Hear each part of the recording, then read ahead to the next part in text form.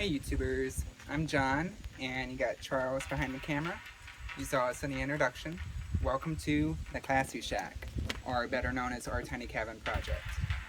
So we started off this cabin with a prefab, cheap storage shed. For any of you who are interested in starting the tiny house movement but you're on a tight budget, we just make a monthly payment on this, and we've been doing work slowly over the past year. Let's go look inside.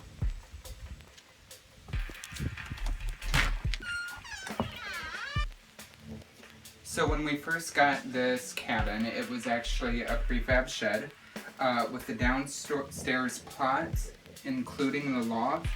It's roughly 116 square feet, so it's under 120. It is super tiny. It was basically the raw construction, like this all the way around, just 4 walls and a roof. We only had 3 windows, but they were all the same as this front window. And we just replaced the 2 side windows due to a shooting that happened at our cabin. And if you guys haven't seen that, go to the channel and view Tiny Cabin Hate Crime to learn more about that. So when we first got in here, we basically added these birch wood walls. We're going to carry them over and finish around the windows on either side, and also finish the front wall.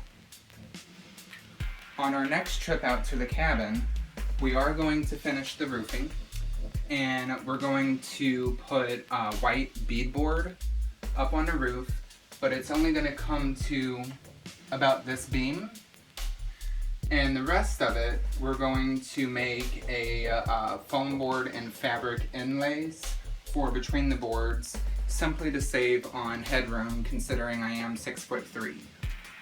So if we carried the roof all the way back, it wouldn't allow for enough space. On our last trip out here, we did add the loft window, which was not included with the shed when we got it. And we love it. You can open it up, it creates a lot of airflow, and it also creates a lot more light inside the cabin. Makes it not feel so closed off and tiny. One of the biggest projects that we've done is adding this kitchen counter.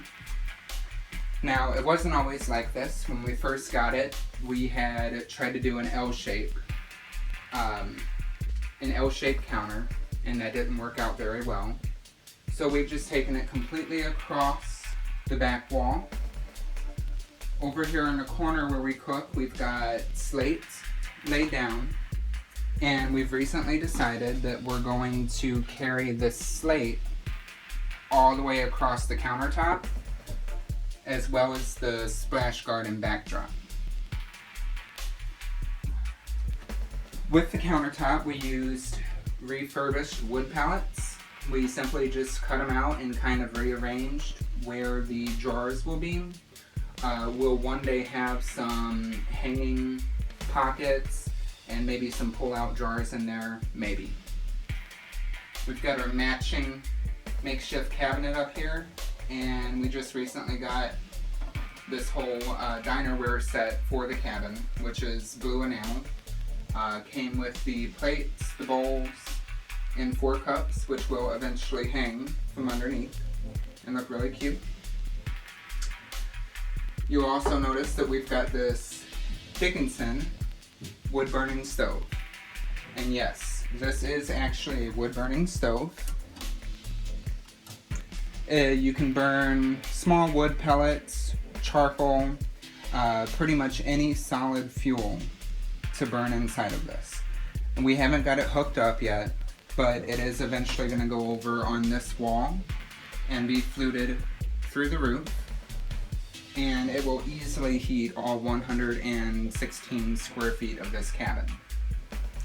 If you notice now, we've got this really cool painting here, and if you haven't seen before, this is actually a piece by Derek Dietrichson, better known as Deke Dietrichson, and he is the tiny house builder on HGTV, and he is the tiny house builder on HGTV. So shout out to Mr. Deke Dietrichson. We've got the tiny house couch here, which was actually a thrift store find. And we've got a lot of thrift store finds here. But this thing was, I forget, $10 or $14. And we got it from Salvation Army. So it works pretty good in here. It's not built in, but we're gonna do kind of a mixture. This loft ladder was a very good purchase. This guy, we keep it here to get up to the loft. But if we want to save space, it easily collapses down.